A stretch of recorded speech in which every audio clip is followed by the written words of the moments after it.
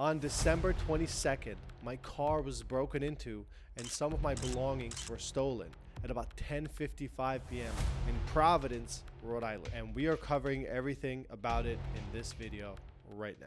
All right, so on December 22nd at about 10:55 p.m., my car was broken into in Providence, Rhode Island, right downtown, right in front of everyone, and a lot of my belongings were stolen. Before I get into the details and why I'm making this video, guys, subscribe to my channels. If you have any questions, you know where to find me. I have a link right below in the video where you could book a meeting with me directly if you're looking to buy or sell here, or also if you're a real estate agent watching this, if you want to know more about real estate in 2023, what to do, what to not do, hit me up.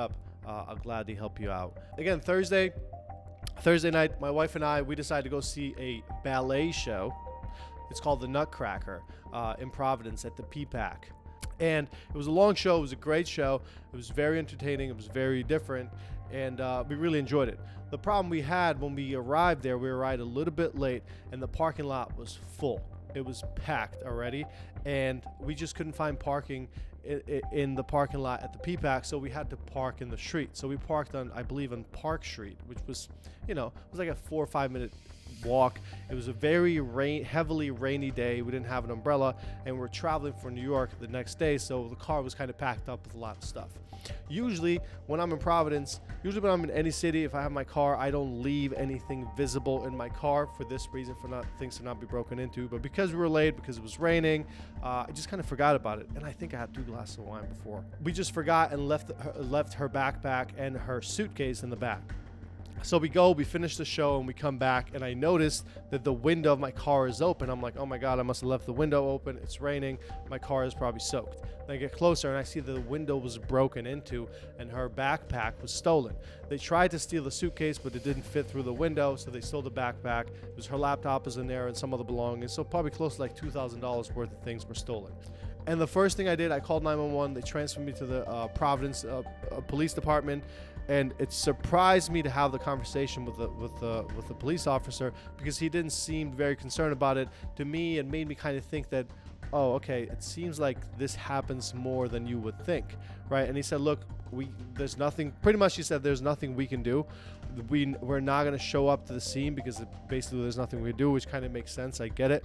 He said, file a police report, which I went online and filed the police report, kind of moved on, and now I'm just dealing with my insurance to repair my glass in the car. Why I'm making this video is this.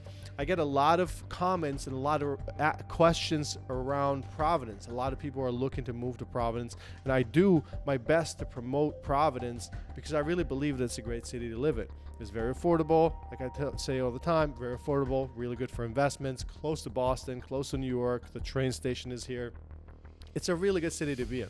However, in the last 6 to 12 months, I want to say these cases where cars are being broken into, stabbings are happening, random deaths are happening in the city. There was a cop that was stabbed about a month ago right downtown.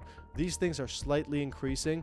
Now, that's why I wanted to make this video, because I wanted to kind of talk about this, right? Because people are concerned about it. Look, I believe that every city has its problems, and every city has these issues when it comes to stabbings and when it comes to violence and robbings and things like that. But because Providence is so small, it's such a small city, and Rhode Island is such a small state, when things like this happen, they get highlighted and people do talk about it more. And especially if it seems that something like this has happened in Providence 1 to 2 times a month, it becomes like a little bit of a bigger deal. So look, I wanted to keep it short. I just wanted to kind of cover this story. It happened to me.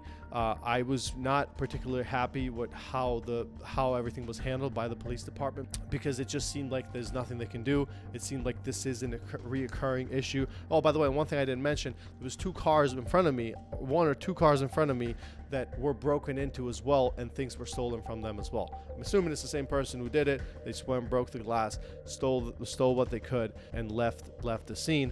Cops didn't come. Same thing. The other guy called the police department. He was told the exact same thing. File a report. Deal with your insurance. I think it is slightly concerning where the person who stole those belongings, they just moved on. They're not going to get in trouble.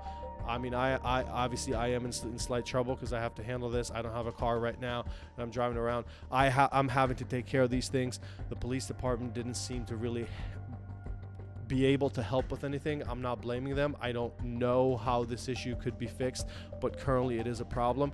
And on top of that, we are also noticing there was a stabbing about a month and a half at the bus station where somebody was stabbed.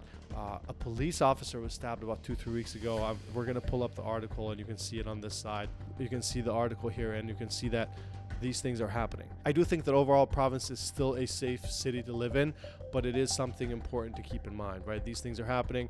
And if you're looking at things like this, if you have any more questions regarding this, don't hesitate to reach out. I'll gladly give my opinion and let you know in more depth as to what's happening, since I live here, since I know more of the reality of these situations. I hope you found some value in this video. Just wanted to keep it short and clean. Like the video, please subscribe. If you have any questions, reach out, book a meeting with me. The link is right down there. I would love to connect with you if you're looking to buy or sell, or also if you're just a real estate agent and if you have some questions about business, I'd love to connect with you. See you in the next video.